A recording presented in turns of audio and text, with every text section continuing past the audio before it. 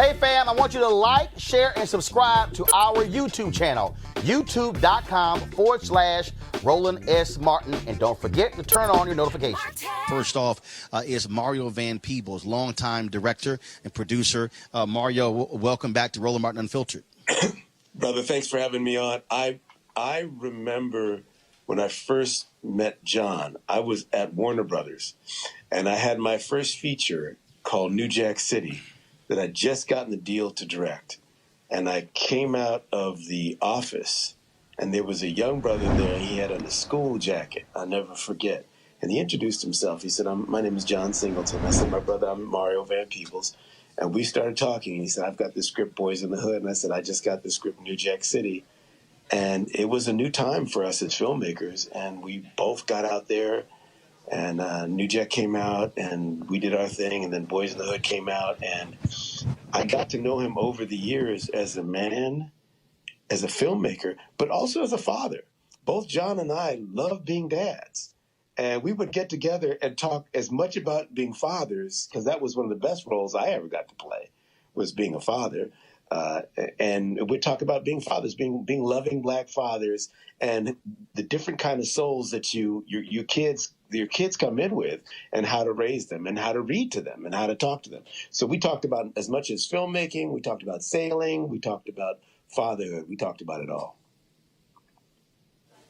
Mario, you mentioned New Jack City, and the reality is one of your producers of that film, we lost him at the age of 42 to a stroke, George Jackson. Yes. John Singleton, 51 years old. And so as somebody who is very health conscious like yourself, very much about the environment as well, it must be difficult. I wanted to post earlier, Luther Vandross was 54 years old. Barry White was 58 years old. And I mentioned George as well, losing just the immensely talented individuals at such young ages. Yeah, I think, one of the things we understand is that, as we grow older, it's got a lot to do with our genetics, but it also has a lot to do with our habits and how we handle stress in particular. And I think sometimes, especially for Black folks, some people would say, well, we still suffer from post-slavery, post-Jim Crow syndrome. We suffer things that are not always tangible that folks can see. And John went through a lot, as I know I did, and of course our parents did. So when you are in a business where you are not going to be judged by your peers, you don't control the outcome. When you're doing something like what we're doing, where you're not just acting, but you're directing and writing, and and you're trying to get the financing. There's so many elements that I think can be stressful. That I think a lot of how we age is how we process stress. You got to make an effort to dance. And in fact, Mario, I want to reference an Instagram post that John put up on January 15th. And this was when everybody was doing all those 10-year challenges, 2008, 2018. Right. And there was a photo of him in 2008, very serious. There's a photo of him in 2018 on a boat, smiling. And he said this here. He said, 2008, I was too serious. 10 years later, 2018, I'm all about living my best good life, no stress. Yes. That speaks to what you were just saying.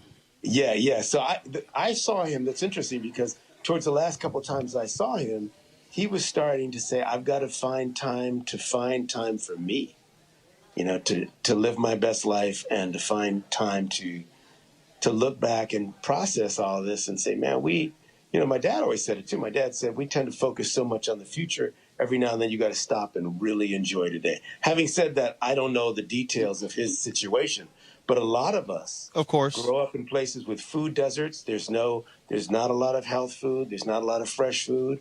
We kill ourselves with our knives and our forks. And I'm not speaking to John, but a lot of us as a people don't understand how, we're not only getting substandard housing, sometimes we're getting substandard diets and substandard living conditions. So we really have to make an effort to love and laugh and take care of ourselves, Roland. Now, having said that, I'm definitely not perfect, brother. I'm a vegan between meals. So, but when it comes to time to eat, I understand, man. But I definitely make an effort, And here's the thing. The other thing I'll just say about John is this: the brother got so much done. Look at that list you just read to us. You know, it's a tragedy to pass early, but it's definitely a tragedy to not come here to be incarnate in this body to do some of what you came to do. And I know Brother John did a lot of what he came to do. Not all of it. You know, we lost him way too early. But I'm going to tell you, this brother got a lot done. He made a difference. Absolutely. Mario Van Peebles, we certainly appreciate it, man. Thank you so very much. Yes, you sir. want to support Roland Martin Unfiltered? Be sure to join our Bring the Funk fan club. Every dollar that you give to us supports our daily digital show. There's only one daily digital show out here that keeps it black and keep it real as Roland Martin Unfiltered. Support the Roland Martin Unfiltered daily digital show by going to RolandMartinUnfiltered.com. Our goal is to get 20,000 of our fans contributing $50 each for the whole year. You can make this possible. RolandMartinUnfiltered.com.